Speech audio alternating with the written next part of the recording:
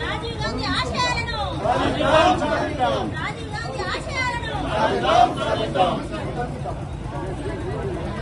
జోహార్ రాజీవ్ గాంధీ గారికి, జోహార్ రాజీవ్ గాంధీ గారికి, జోహార్ రాజీవ్ గాంధీ గారికి.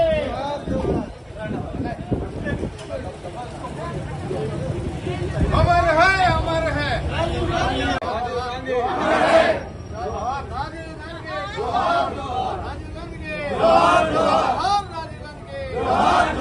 जोहार राजीव गांधी के, जोहार जोहार राजीव गांधी के, जोहार जोहार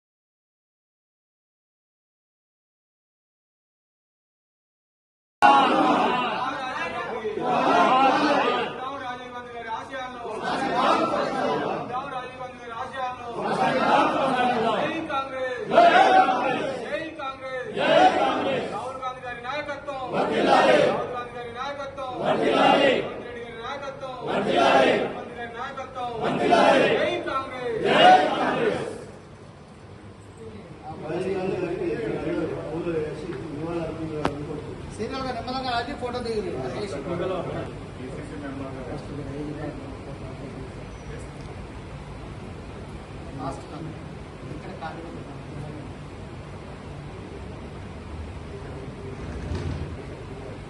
కమ్యూనికేషన్ అనేది ఎంత ఫ్యూచర్ ఎంత ఇంపార్టెంట్ అనేది.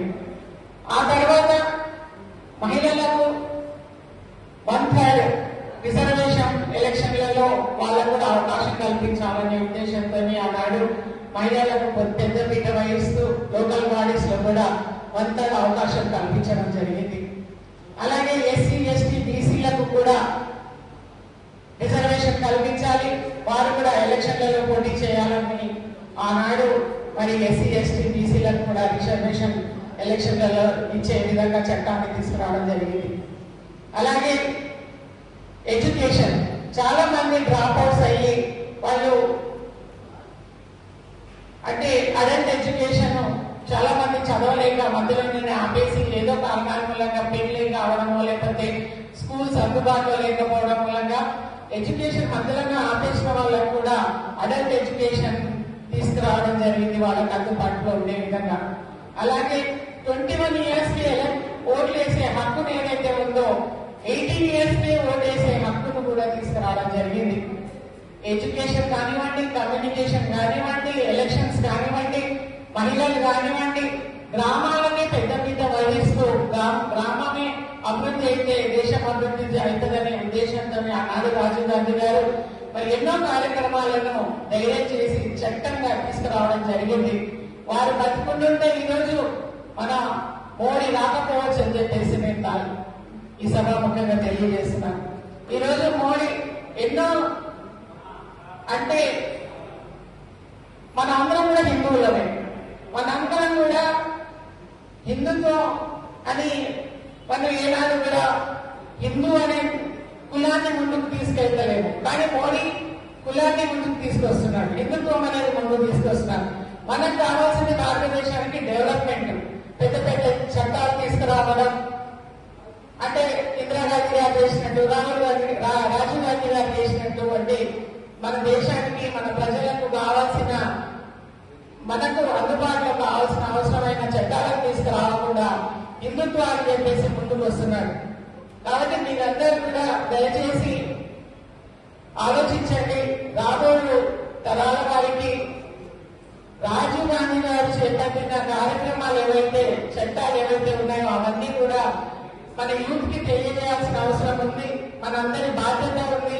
వారి ఆశయాలను ఆశలను మరి ముందుకు తీసుకెళ్లాల్సిందిగా మిమ్మల్ని అందరినీ కోరుతున్నాను. మనమందరం కూడా కాంగ్రెస్ పార్టీ కుటుంబ సభ్యులు, మన మీద బాధ్యత ఉన్నది. రేపు రాహుల్ గాంధీ గారిని ప్రధానమంత్రి చేసుకున్నాం. మనమందరం కూడా SIR వస్తుంది, వారు అన్ని ఓట్లు కూడా తొలగించడం జరుగుతుంది.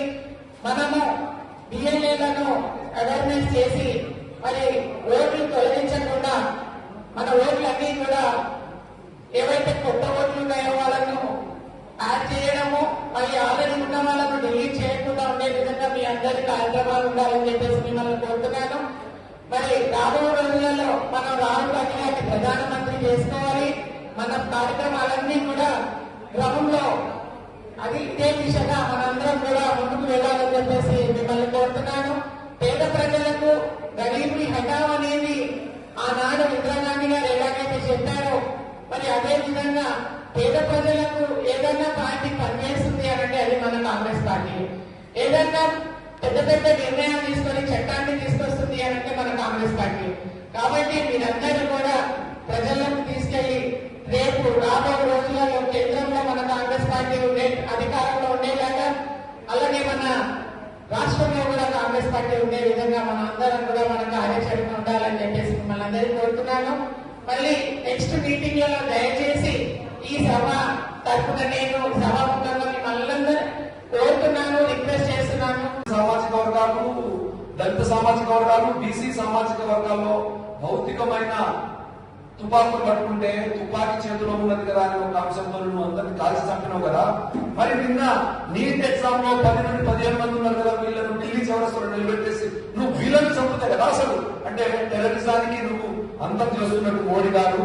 ఎందుకంటే జబ్బలు చచ్చుకుంటున్నారు ఆ రాష్ట్రంలో ఈ రాష్ట్రంలో తిరిగి అందరినీ నేను వేసి పారేసిన తీసుమార్హాన్ని అని చెప్పేసి చెప్పుకుంటున్నాడు. ఓకే, దాన్ని ఎవరు హసించట్లేదు. కానీ కమ్యూనికేషన్ వ్యవస్థలో ట్రంకాల దగ్గర నుండి సెల్ ఫోన్ వరకు మార్పిడి వచ్చినట్టు టెర్రరిజం లో కూడా మార్పిడి వస్తే ఈ కొత్త టెర్రరిస్టులను ఎట్లా ట్యాకిల్ చేయాలనేది ఈ సమాజం సమాధానం చెప్పాలా, మోడీ గారు సమాధానం చెప్పాలా, బీజేపీ సమాధానం చెప్పాలా. కాబట్టి మనం ఇంట్లో కూర్చుంటే సరిపోదు, మనం మాట్లాడాలి. గుడికి పోయేటోడు ప్రతి ఒక్కరు కూడా బీజేపీ ఓటేయాలని చెప్పేసి, బొట్టు పెట్టుకున్నాడు ప్రతి ఒక్కరు కూడా బీజేపీ ఓటేయాలని చెప్పేసి ఒక దొంగ నినాదంతో బీజేపీ బయటకు వస్తూ ఉంది. అది చాప కింద నీరులా ఉన్నది. మనమందరం కూడా హనుమంతుడి భక్తులమే, రాముడి భక్తులమే, కృష్ణుడి భక్తులమే. కానీ ఆ పూజా పురస్కారంలో పార్టిసిపేట్ చేస్తే బీజేపీ ఓటర్లు అని చెప్పేసి అలా ఓటు వేస్తున్నారు. మనము రాజ్యాంగం ద్వారా రక్షణ పొందిన, రాజ్యాంగం ద్వారా సీటు పొందిన మోడీ గారు కూడా రాజ్యాంగం అనే పుస్తకం ద్వారానే ఆ సీట్ వచ్చింది. లేకుంటే గుజరాత్ నుండి ఆయనకు ఎవరో డబ్బులున్నోళ్ళు అందాన్ని అంబానీ అదాని లాంటి ఆ సీట్ మీదకి వచ్చిండ్రు. కేవలం బాబాసాహెబ్ అంబేద్కర్ రాసిన రాజ్యాంగంలోనే ఆ సీట్లు వచ్చిండ్రు. రాజ్యాంగాన్ని రక్షించాలని చెప్తున్నది కాంగ్రెస్ పార్టీ. కాబట్టి రాజ్యాంగం మీద ప్రేమన్న ఏ ఒక్క బిడ్డ అయినా కాంగ్రెస్ పార్టీని బతికించాలని చెప్పేసి ఈ సందర్భంగా మీకు అందరికీ తెలియజేసుకుంటూ, ముఖ్యంగా ఈ కార్యక్రమానికి మనకు యుద్ధం చేయాలంటే కోట్ల మంది కూడా అవసరం లేదు, పిడికొడు మంది చాలు. కానీ భావజాలాన్ని మనము బలంగా మనం నాటుకున్న రోజు ఖచ్చితంగా రాజీవ్ గాంధీ గారి ఆశయాలను ఏ రోజైతే 40 సంవత్సరాల క్రితం ఏదైతే కలలు కన్నారో ఉన్నత శిఖరాలకు చేర్చే గొప్ప నాయకుడు రాహుల్ గాంధీ గారు.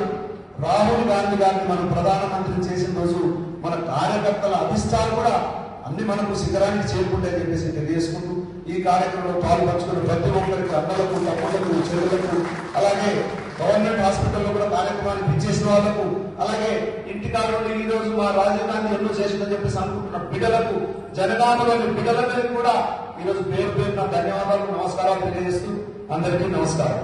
జై కాంగ్రెస్.